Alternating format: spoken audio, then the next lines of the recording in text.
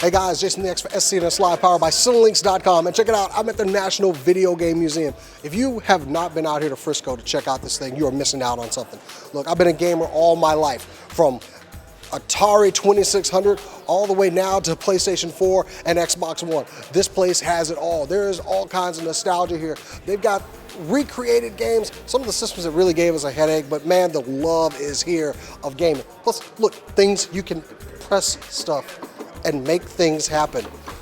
This isn't your normal museum. You can actually do things like, hold on, let's see. Come on, let's go check it out.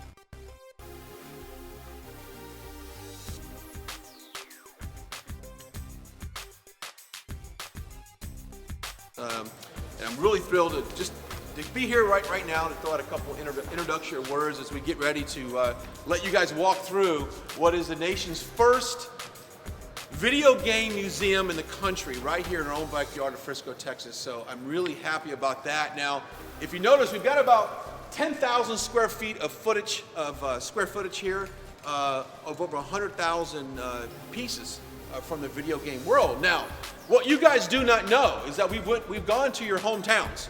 We picked through your parents' attics. We found all the stuff that you used to play with when you were a little kid.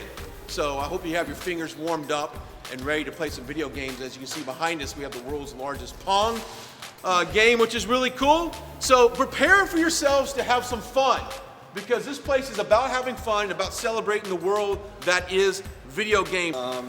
But the mayor, everyone who was so positive about everything, Randy, who helped us along the way, it's just been a tremendous experience for us. We're so thankful that Frisco was so forward-thinking. What we consider the city is great. We felt part of the community from day one. You guys have something? One of the questions that we get asked the most throughout this process is why Frisco? It was interesting. It all started with a chance meeting Randy Pitchford at the DICE conference in Las Vegas a couple of years back, and we talked to Randy, and Randy said, "You know what? I got the perfect place for you." Randy asked us to come back to Frisco. He set up a meeting with the city council and the mayor, and we had talked to a couple of other cities about where we were going to be. The Silicon Valley seemed to be the ideal place, but I'll tell you what, when we came down and we talked to the people at Frisco, what really struck us immediately was that everybody here just got it.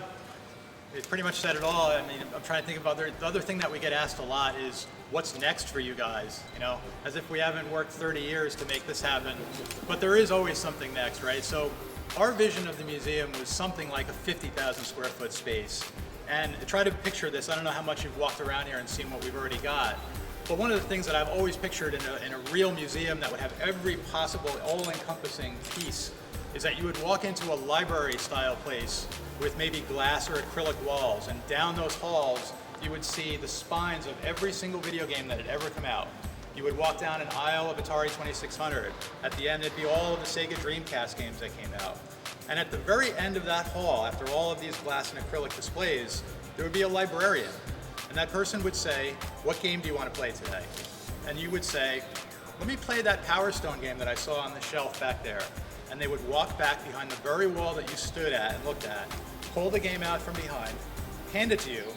You would hand them your driver's license, and they would say to you, "Station 18, that's the Dreamcast station." So you would literally be able to come to this place and play anything. Do we have that? Almost. We have the games.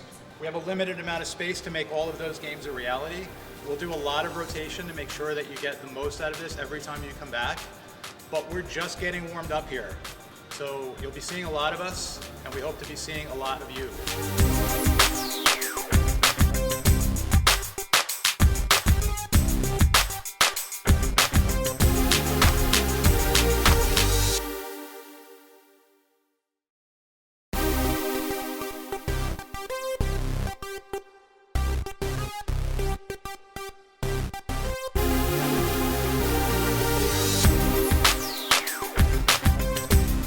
Check out, it's my grandmother's attic from 1982 over here. I mean, you got the old school friggin' television over here. And this TV that eventually would stop working, and then the good TV would sit on top of it. So, and phone's ringing.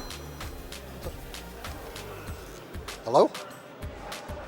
Chris, how did you find me here?